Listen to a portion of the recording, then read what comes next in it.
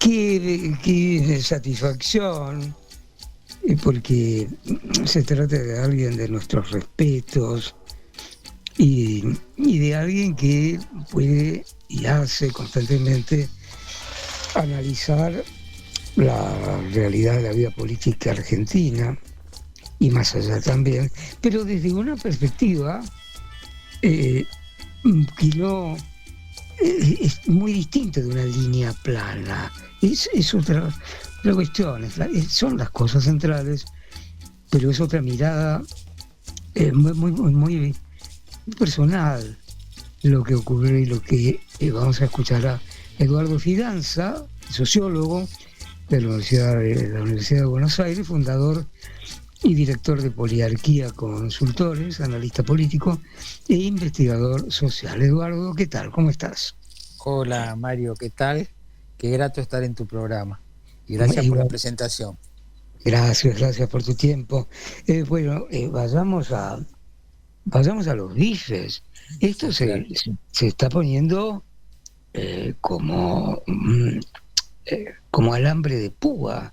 Las Ujú, cosas no son fáciles ujú, y claro, el enorme cambio propuesto, ujú, digamos, y revolucionario en la cultura, en la economía, en el ujú. comercio, en la educación, etcétera, viene a producir chispazos constantes a la cabeza del presidente Javier Milei, que también a su vez es una personalidad singular. ¿Cómo, Sí. cómo ves todo eso junto a la vez? Bueno, eh, o- ayer estaba teniendo un intercambio, un diálogo con gente más de la cultura que de la política y teníamos dos hipótesis. Si lo que está ocurriendo es el fin de una época o si lo que está ocurriendo es el principio de una época. Y no es lo mismo. No, Porque mucha gente que no ha votado a Milei y que no está de acuerdo con él, tiende a pensar que este es el fin de una época de decadencia en la cual Milei sería el último eslabón. Ahora, los que al contrario piensan que este es el principio de una época, bueno, tienden a poner en Milei la novedad, la innovación, la transformación. Yo no me inclino especialmente por ninguna de las dos, pero si tuviera que apostar, siendo yo una sí, persona que no apoyo a mi ley, creo que estamos tal vez en el inicio de una nueva época que coincide, que es un fenómeno mundial, ¿no es cierto, Mario? ¿Por qué? Y bueno, efectivamente, porque el fin de la época sería el fin de la época de la democracia liberal y del Estado benefactor. Y el claro. principio de esta época está marcado por la revolución de la tecnología de las comunicaciones, por formas de populismo, por un desprecio a las instituciones y por un fracaso muy profundo de la política convencional. Eh, Creo que fue ayer o antes de ayer, Sí, Milei hablando en la Universidad de Miami, dijo que él era el producto de una especie de tres bandas, en el sentido del billar, ¿no es sí, la cierto? carambola. Y la carambola, exactamente, una especie de carambola, pero esa carambola estaba provocada por el fracaso de la política, de lo cual estemos o no estemos con Milei, tenemos que pensar que es un hecho de la realidad, ¿no es cierto? Entonces, este es el contexto donde está pasando lo que ocurre, ¿no? Bien, eh, hay, ah, por seguir en ese tren, Sí. en lo que se inaugura o lo que se termina, en general ocurre en la historia, en la historia argentina, que ocurre un inicio de esplendor y de entusiasmo, Ujú. de cambio, etcétera, para pasar luego a un ensombrecimiento Mm, frente a grandes dificultades que plantea la, la pobreza, la dificultad para financiarse, las inversiones, etcétera, cosas que son claramente necesarias. Bien. Yo creo que si estamos en una nueva época, sin embargo, el país que encuentra Milei es el mismo, y que has caracterizado bien. Es un país que tiene pobreza, que tiene escasez de inversiones, que si descontamos los dólares que están debajo del colchón, tiene escasez de dólares, y que hay que remontar las mismas dificultades que siempre. Y el punto inicial, como suele ocurrir, es de gran entusiasmo, pero el camino a recorrer es muy dificultoso, Sí, y el país, el país es cíclico, ¿no es cierto? Este es un país cíclico. Yo siempre recuerdo un personaje de 100 años de soledad, uno de la saga de los Buen Día, que dijo, eh, hoy es martes, y era un hombre grande, y los hijos le dijeron, no papá, hoy no es martes, hoy es miércoles. Y él contestó, en Macondo siempre es martes. Bueno, en cierta manera yo creo que esto se le aplica a la Argentina. Nosotros estamos, me llama la película, ¿te acuerdas del Día de la Marmota? Y bueno, estamos en un punto al cual siempre, absolutamente, bueno, absolutamente. estamos en un punto al cual siempre volvemos. Uno podría preguntarse, como nos hemos preguntado ante otros gobiernos, si este gobierno, más allá de si nos gusta o no nos gusta, nos va a hacer pasar, por ejemplo, del martes al miércoles. Pero bueno, eso es cuestión de seguir el proceso político y que cada uno ponga sus expectativas o sus Sí, escepticismos, ¿no? pero ese movimiento o evolución política es, es muy, produce, abruma mucho, porque prácticamente no hay un día normal No. con un rato de ocio para hacer algo para uno o entretenerse. Es brutal la tensión, el estrés bajo el que se vive, además de lo que carga la mitad de los pobres en el país. Bueno, por un lado yo creo que el método de Milei es el método típico de un adicto a las redes. Viste que las redes son Dice, un fenómeno absolutamente incesante. Es lo que algunos teóricos han llamado el 24/7. Vos sabés que hay un teórico que ahora, Jonathan Crary, que se llama, es un americano, que ajá, dice que el capitalismo viene por su última conquista, robarnos el sueño. El sueño no el sueño de idea, no, el sueño de dormir. ¿Entendés? Entonces muestra cómo usando las redes, por ejemplo, la gente cada vez duerme menos, consumiendo cada vez duerme menos. Bueno, Milei es un presidente que prácticamente no duerme y no, entonces nos somete a ese ritmo desenfrenado que tiene que ver con las redes, que además tiene otro componente, de lo cual X o Twitter es clásico, que es la agresividad y el crossfire permanente, ¿no es exactamente, cierto? sí, sí, Pego, recibo.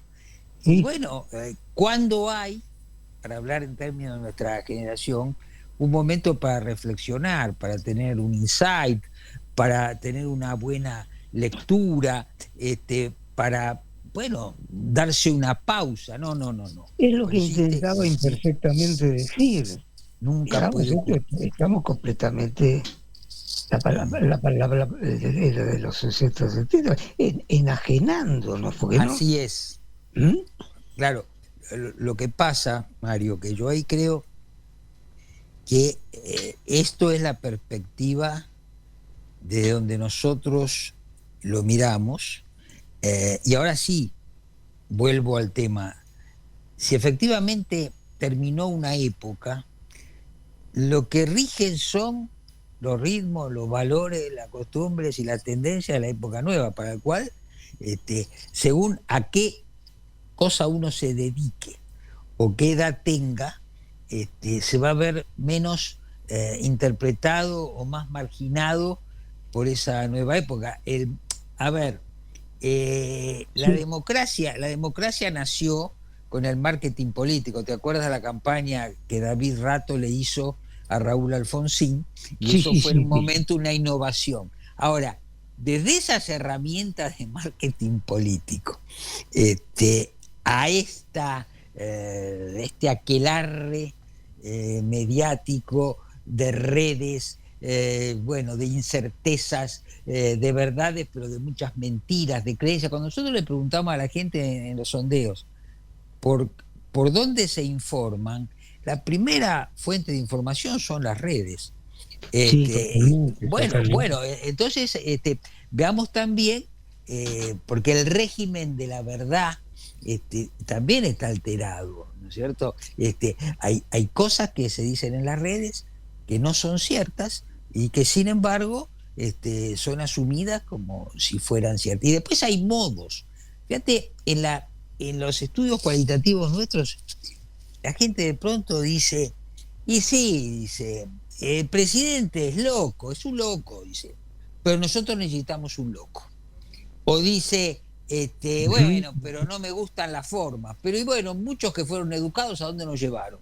Te quiero decir, hay una, hay una valoración Sí, totalmente. distinta, ¿no es cierto? Una perspectiva distinta, que uno está tentado a decir es errónea, pero bueno, yo no es que suspendo el juicio, pero no quiero tampoco caer en un juicio moralista sobre la época, porque como yo digo, cada generación le entrega la posta a otra generación que sigue desarrollando el mundo, la cultura, la ciencia, la tecnología, en fin. Ahora, sí puede haber alguna mirada en común, y ahí retomo lo que has dicho, Sí, de un país con enormes problemas, de un país con pobreza y de un país que no ha progresado durante mucho tiempo, y de un país al cual su clase dirigente le ha propuesto sucesivos programas económicos que han fracasado, y en este ciclo estamos con una versión de un programa económico ultraliberal, extremadamente liberal, sí. pero debo decirte que los anteriores programas parecidos a este fracasaron.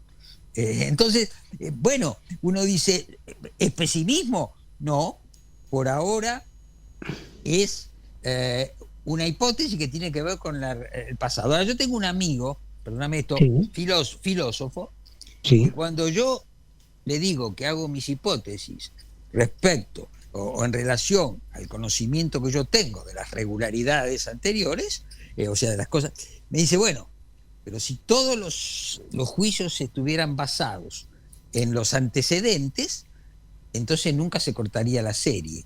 Y pues es un dato, es una cosa interesante para dejar por abierta una supuesto. puerta al futuro, ¿no es cierto? Los neoliberales ya fracasaron en la Argentina, ¿no es cierto? Fracasó Martínez de Oz, terminó fracasando Menem, fracasó Macri, a lo mejor Krieger Bacena. Krieger Bacena. Ahora uno puede decir, y a lo mejor Caputo, que tiene la camiseta de este equipo que nunca salió campeón, por ahí sale campeón. Es que Sí. no quiero dejar la puerta cerrada, y vuelvo a decirte, hacer un juicio moralista. Claro que después tus oyentes van a decir, como me dicen a mí, Finanza, ¿de qué lado está?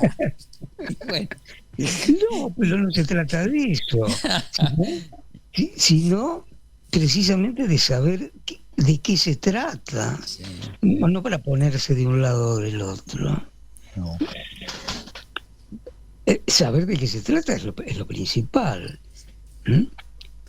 Que por otra parte, donde se pone uno va a ser un poco arrastrado por la correntada, ¿no? Sí, yo vos sabés que soy fiel a aquella frase extraordinaria que dice, apenas superamos la mediocridad general. Pues. Sí, sí, sí. Y Yo eso es, modestamente lo he escrito, bueno, por eso sí, te digo.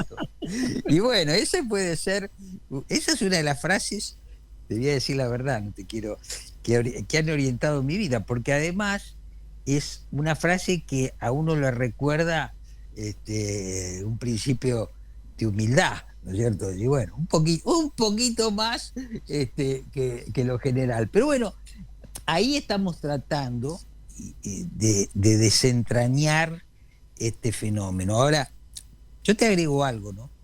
Sí.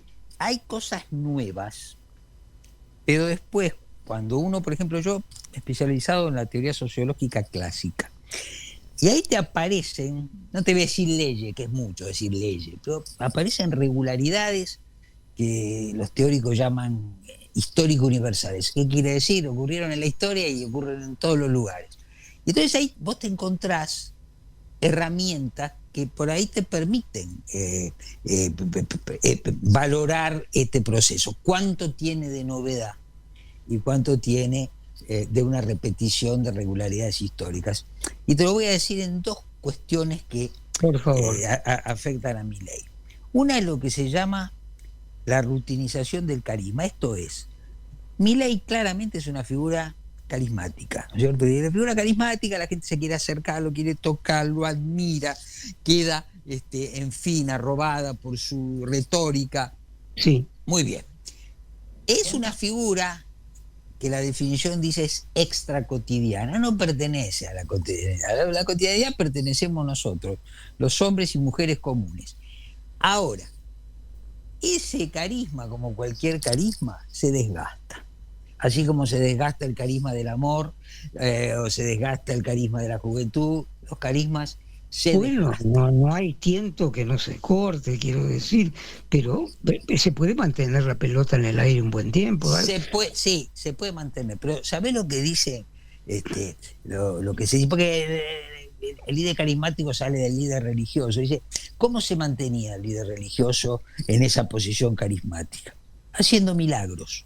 Entonces, cuando hacía milagros, se diferenciaba de nosotros. Esa es la figura especial. Entonces, la presión que tiene el líder carismático para mantener su condición es hacer Tiene milagros. que hacer milagros. Y entonces está acuciado por eso, es decir, porque vos, yo y los oyentes no tenemos que hacer un milagro para legitimarnos, qué sé yo, tenemos que vivir de la mejor manera, ¿no? Pero los Milei de este mundo, finalmente, si se quieren sostener ahí, tienen que hacer milagros.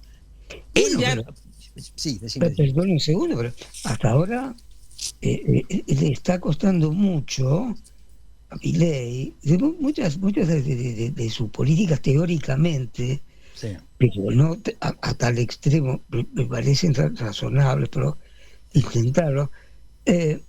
No ha puesto nada sobre la mesa para comer, no le ha salido nada. Bueno, dos cosas ahí, que además tienen que ver con lo que nosotros estamos viendo como investigadores. En primer lugar, yo digo, tiene que hacer milagros, voy a decir un poco irónicamente, ya hizo uno, que casi el 60% de los argentinos lo apruebe, sí. Mientras que la situación económica de cada uno de esos y de otros es cada día peor. Eso es algo que tiene que ver con que la gente, hay momentos en que no apoya por razones económicas o vota por razones económicas, sino por, como se dice, razones de la identidad.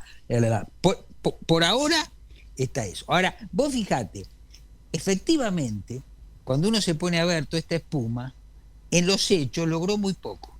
Claro, van a decir, logró el superávit fiscal, y alguien va a contestar sí, pero sobre bases muy endebles y, ¿no es cierto?, no pagando la cuenta, todos tenemos superávit. Bien, eso van a decir, se discute.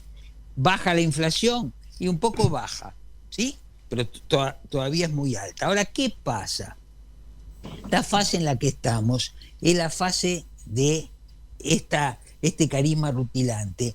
Y yo no quiero dar ejemplos, voy a decir genéricamente en los fascismos europeos, cuando empezaban los problemas, la gente decía, pero esto no es culpa del líder, esto es culpa de la mala administración. Alguien podría decir, pero el líder no encabeza la administración. No.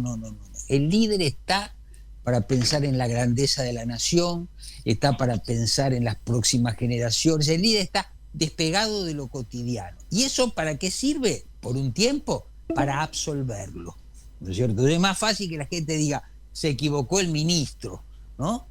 Porque nuestro líder, por ahora, no se Es equivoca. intangible. Bueno, claro, exacto. Bueno, por supuesto que es intangible porque no pertenece a la vida de todos. Ahora, el problema es cuánto te dura eso.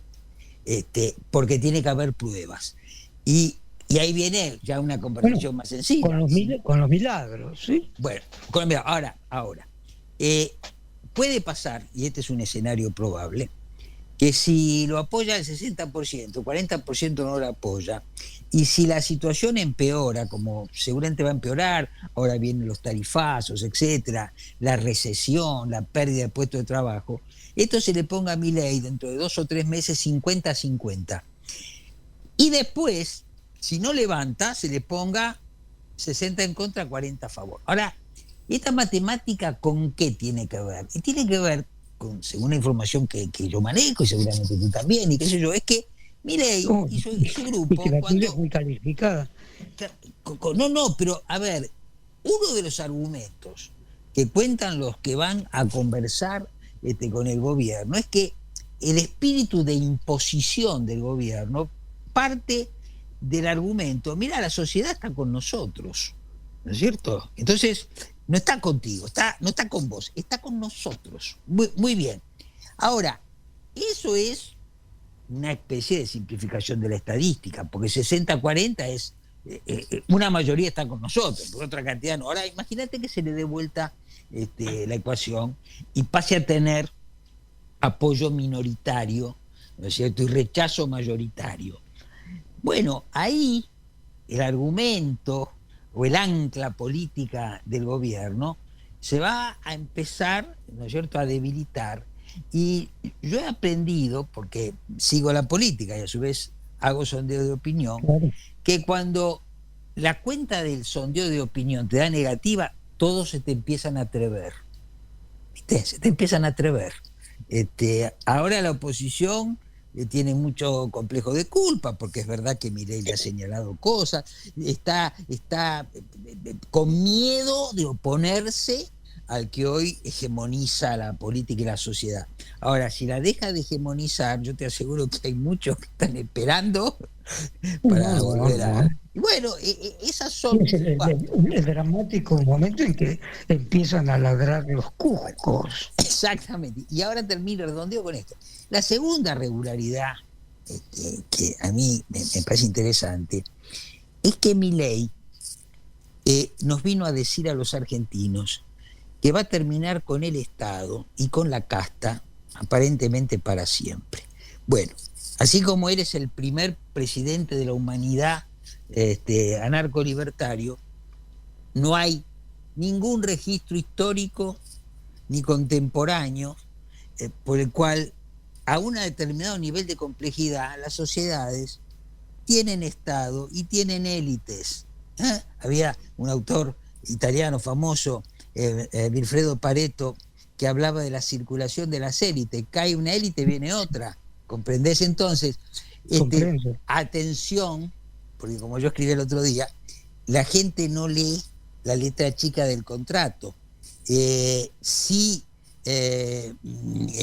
no ve la letra chica del contrato, puede no estar viendo que mientras que Milei combate a lo que llama la casta, él está creando su propia casta. Lo cual es una ley histórica, pero algunos se dicen desde la oposición, pero ojo con esta casta, porque si esta casta está conformada con jueces lijo, o con, en fin, una cantidad de gente ahí muy sospechosa, no solamente está creando una casta, sino que esa casta podría ser tan corrupta como la casta que combate. Y bueno, bueno, sí, Pareto se dio cuenta. Pareto se dio cuenta, y otro se dio cuenta, el sociólogo que yo mencionaba el otro día en mi columna, se llama Robert Mitchell, que es alemán, a pesar que tiene un nombre que parece inglés. Él hablaba de la ley de hierro de la oligarquía, de las oligarquías. La ley de hierro de las oligarquías quiere decir en todas las sociedades hay élites y hay oligarquías. Y decía, y en los partidos políticos se aplica eso, ¿no es cierto? Hay partidos que tienen dirigentes que representan la renovación, pero cuando llegan, bueno, ellos representan el statu quo. Son cosas complejas y por otro lado son del sentido común. ¿No es cierto? Son Sí. del sentido común. Y bueno, esto es. Ahora, ¿cuánto le importa de esto al presidente Milei? No importa nada de esto. No le importa. Hay cosas que hay que entender de Milei.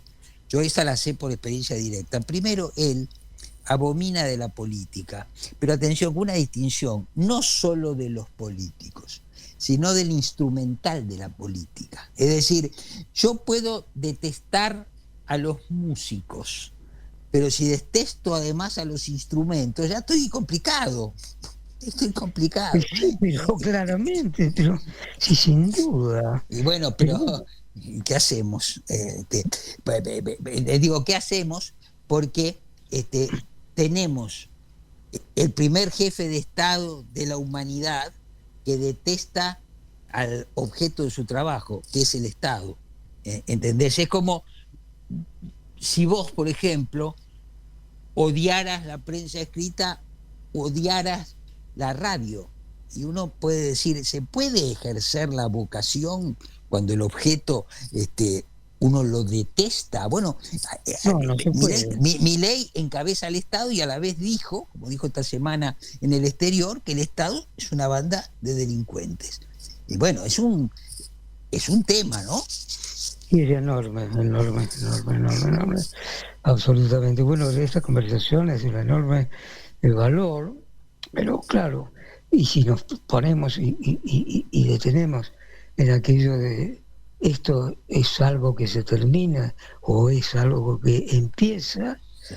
pues nos quedamos muy sin una respuesta clara, sin la ayuda de cierto tiempo.